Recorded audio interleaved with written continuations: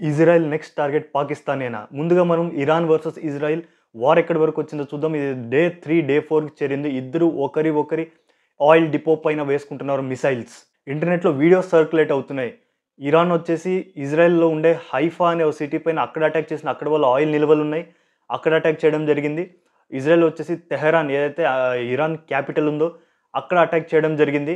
అక్కడ వీళ్ళ ఆయిల్ డిపోట్స్ ఉన్నాయి. మొత్తం ఇద్దరు ఒకరి మీద ఒకరు అటాక్ చేసుకుంటారు. అందుకనే మీరు ఇంటర్నెట్‌లో చూసుకుంటే తెహరాన్ ఈజ్ బర్నింగ్ అని చెప్పి రకరకాల ఆర్టికల్స్ మీకు కనిపిస్తాయి. ఎందుకంటే అక్కడ ఆయిల్ డిపోట్స్ ఉంది. ఆడ పేల్చారు. మొత్తం అగ్గి అంటుకునింది. ఇది ఒక రీజన్.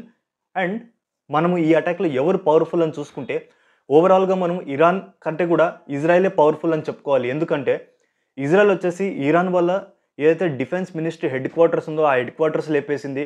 వాళ్ళ army chief, commander in chief, air force chief, అలాగే న్యూక్లియర్ సైట్స్, న్యూక్లియర్ సైంటిస్ట్స్‌ని, ఎయిర్ బేసెస్‌ని వీటన్నిటిని లేపేసింది. చాలా పెద్ద డ్యామేజే క్రియేట్ చేసింది. ఇన్ రిటర్న్ ఇరాన్ కూడా డ్యామేజ్ క్రియేట్ చేసింది. కానీ కంపేర్ చేసుకుంటే ఇజ్రాయెల్ చాలా భారీగా ఉంది. వీటి అన్నిటి మధ్య ఒకరు మాత్రం చాలా నర్వస్ ఉన్నారు. ఆ ఎవరు అంటే ఆ ఒకరు పాకిస్తాన్. మీరు పాకిస్తాన్ మీడియా చూసుకుంటే ముఖ్యంగా వాళ్ళ డిఫెన్స్ మినిస్టర్ ఎవరైతే ఖ్వాజా ఆసిఫ్ ఉంటారో అతనేమంటాడంటే, మనం గనక ఇజ్రాయెల్ అగ్రెషన్‌కి ముస్లిం వరల్డ్ మొత్తం ఒకటయ్యి పోరాడకపోతే ఒక్కొక్క ఇస్లామిక్ కంట్రీగా మనం బలవుతాం ఇజ్రాయెల్ చేతిలో అని ఆయన అంటున్నారు. అసద్ కైసర్ ఈయన పాకిస్తాన్ పార్లమెంట్‌లో మెంబర్ ఆఫ్ నేషనల్ అసెంబ్లీ ఈయన. ఈయన ఆ అసెంబ్లీలో నిలబడి ఏమంటాడంటే, ఇరాన్ తర్వాత ఇజ్రాయెల్ నెక్స్ట్ టార్గెట్ మనమే అవ్వచ్చు అని అంటాడు ఈయన ఓపెన్‌గా. దానికి కారణం ఉంది. అండ్ ముందుగా మీరు ఈ వీడియో చూడండి. खुदा न ख्वास्ता इसके बाद उसकी एडवेंचर उसकी दूसरा निशाना पाकिस्तान हो सकता है। इसलिए पाकिस्तानी कौम को और पाकिस्तान की हुकूमत की जिम्मेदारी बनती है कि वो जितना अपना सफारती ताल्लुकात या जिस लेवल पे कर सकते हैं वो अपना किरदार जरूर अदा करें। ఈ స్టేట్మెంట్ వెనకాల ఒక రీజన్ ఉంది. అదేంటంటే ఒక ఓల్డ్ వీడియో ఒక 10-15 ఇయర్స్ కన్నా ముందు తీసుకున్న ఇంటర్వ్యూ బెంజమిన్ నెతన్యాహు గారిది. ఆయన ఆ ఇంటర్వ్యూలో అన్న మాటలే ఇప్పుడు వైరల్‌గా మారుతున్నాయి. అదే రీజన్‌గా మారింది అసెంబ్లీలో ఈ మెంబర్ మాట్లాడడానికి. ఆ పాత ఇంటర్వ్యూలో బెంజమిన్ నెతన్యాహు గారు ఏమన్నారంటే, ప్రపంచం శాంతంగా ఉండాలి, పీస్‌ఫుల్‌గా ఉండాలంటే radical Islamist countries like Iran and Pakistan లాంటి కంట్రీస్ దగ్గర న్యూక్లియర్ వెపన్స్ అనేది అసలు ఉండకూడదు. అది ప్రపంచంలో శాంతికి వ్యతిరేకం అని అన్నారాయన. మీరు ఈ వీడియో ప్లే చేస్తాను చూడండి.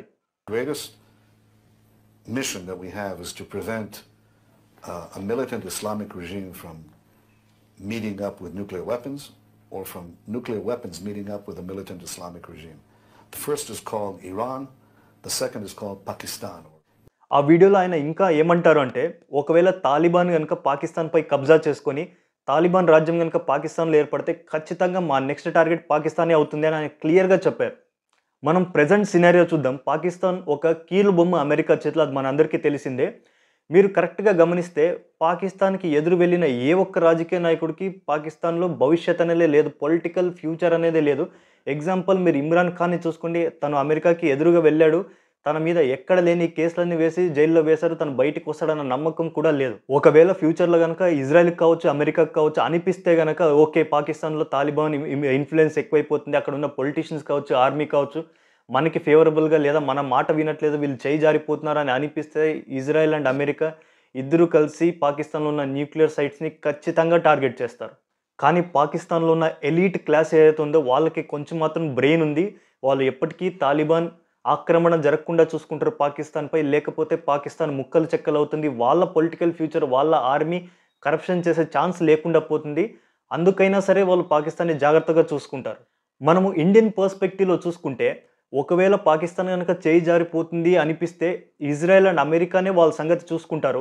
ఒక రకంగా ఇది మనకొక అష్యూరెన్స్ లాంటిది. అది చేయి జారిపోతుందంటే మనకెంత టెన్షనో అట్ ద సేమ్ టైమ్ అమెరికాకి, ఇజ్రాయెల్ కూడా అంతే టెన్షన్. ముఖ్యంగా ఇజ్రాయెల్‌కి. ఎందుకంటే పాకిస్తాన్ దగ్గర long range nuclear capable missiles ఉన్నాయి. అవి ఆల్ ద వే ఇజ్రాయెల్ వెళ్ళి హిట్ చేసే ఆ కెపాసిటీ ఉంది వాటికి.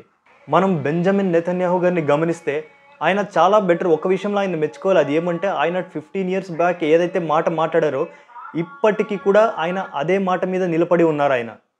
అప్పుడు ఎట్లయితే 15 ఇయర్స్ బ్యాక్ ఆయన ఇరాన్ అండ్ పాకిస్తాన్ ఒక థ్రెట్, మా అస్తిత్వానికి అదొక థ్రెట్ అని అనుకున్నారు ఆయన. ఈవెన్ ఇప్పుడు కూడా ఆయన అదే స్టాండ్ మీద ఉన్నారు. జస్ట్ వెయిటింగ్ పాకిస్తాన్ ఒకవేళ చేయి జారిపోతే తగిన బుద్ధి చెప్దామని వెయిట్ చేస్తున్నారు. ఆ భయం పాకిస్తాన్ పొలిటీషియన్స్ కావచ్చు, పాకిస్తాన్ డీప్ స్టేట్లో ఉండనే ఉంది. నేను వీడియోస్ అప్లోడ్ చేయగానే అది మీ వరకు చేరాలంటే ఛానల్ సబ్స్క్రైబ్ చేసుకుని బెల్ ఐకాన్ ప్రెస్ చేసుకోండి. నేను వీడియో అప్లోడ్ చేయగానే నోటిఫికేషన్ మీ వరకు వస్తుంది. Thank you.